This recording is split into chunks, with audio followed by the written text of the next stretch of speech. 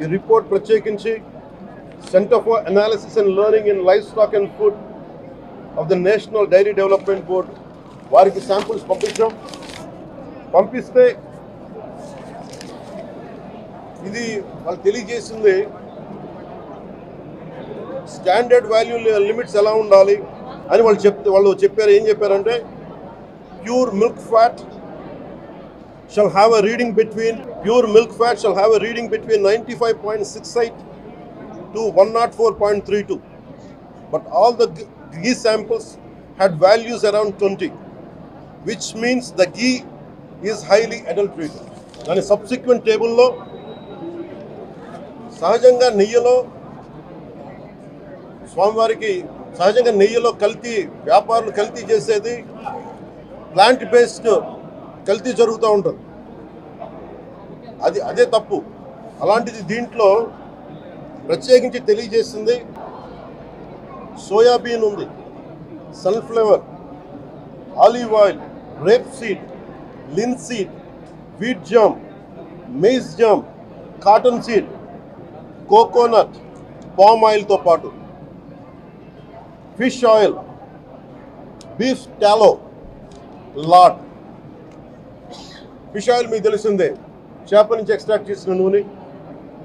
Beef టాలో అంటే మనకి పశువు సంబంధించిన కొవ్వు. అలాగే లాడ్ అంటే మనకి మన పందికి సంబంధించిన కొవ్వుని. ఇవి ఎక్కువ ఉన్నాయి. ఈ దారుణం ఏంటంటే శతాబ్దాలుగా పోరాటం చేస్తున్నాం అయోధ్య రామ మందిరం కోసం. దానికి కూడా వీళ్ళు 1,00,000 లడ్లు ఇలా బీఫ్ తోటి, పిగ్ ఫ్యాట్ తోటి, ఫిష్ ఆయిల్ తోటి కలిపిన 1,00,000 లడ్లు కొన్ని శతాబ్దాలుగా అయోధ్య రామ మందిరం కావాలని చాలా ప్రతిష్టాత్మకంగా తీసుకుంటే దానికి కూడా తిరుపతి లడ్లు వెళ్ళి, టీటీడీ లడ్లు వెళ్ళి, ఇది దేశం అంతా దీన్ని కదిలిపోయింది. ఈ రోజున ఇలాంటి అపవిత్రం జరిగింది. దీని గురించి ప్రస్తావిస్తే రిపోర్ట్లు బయటకు వస్తాయి.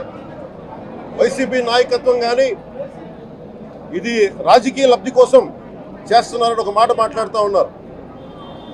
వైసీపీ నాయకులకి కానీ వారి మద్దతుదారులు కానీ నేను మనస్ఫూర్తిగా మీకు తెలియజేస్తున్నా, రామతీర్థం గొడవప్పుడు 219 గుడుల్ని మీరు అపవిత్రం చేసినప్పుడు మీ పాలనలో ఒక సగటు హిందువుగా నేను గొంతెత్తి పోరాటం చేయాలి అంటే రోడ్ల మీదకి ఆ రోజే వచ్చామని గుర్తుపెట్టుకోండి. ఆ రోజు కూడా రామతీర్థం రాముల వారి విగ్రహాన్ని మీరు నరికేసి అర్చకులు చేతిలో పట్టుకున్నప్పుడు చాలా బాగుంది. కానీ ఆ రోజు కూడా దాన్ని రాజకీయ పరంగా మేము తీసుకెళ్ళా. దోషులకి శిక్ష పడాలి, వీళ్ళెవరో కనుక్కోండి. ఈ రోజు వరకు మీరు పట్టించుకోవాలా. ఇది మేము చెప్తూనే ఉన్నాం. నిజంగా చెయ్యాలంటే ఈ ప్రస్తావన ఎందుకు తీసుకొస్తున్నానంటే సమాజంలో అస్థిరత లేదంటే డిస్హార్మనీ క్రియేట్ చేయడానికి మేము లేవు ఇక్కడ.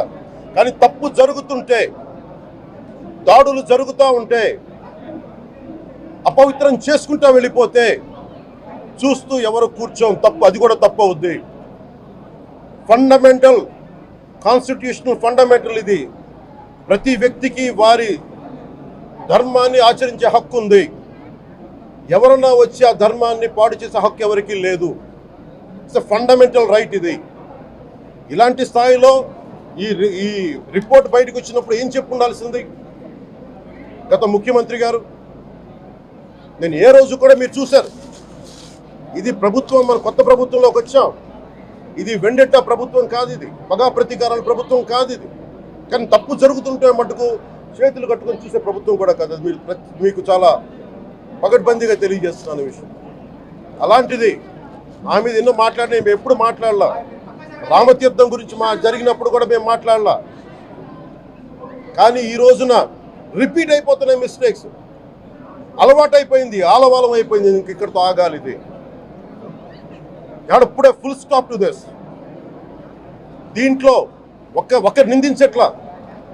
టీటీడీ బోర్డు ఉంది, వైసీపీ కాన్స్టిట్యూట్ చేసిన టీటీడీ బోర్డు ఉంది. వైవి సుబ్బారెడ్డి గారు ఉన్నారు టీటీడీ చైర్మన్గా, టీటీడీ ఈవోగా ధర్మారెడ్డి గారు ఉన్నారు. మళ్ళీ వాళ్ళు కాకుండా కొత్తగా వచ్చారు. ఈ 5 సంవత్సరాలు ఈ బోర్డు ఏం చేస్తూ ఉంది?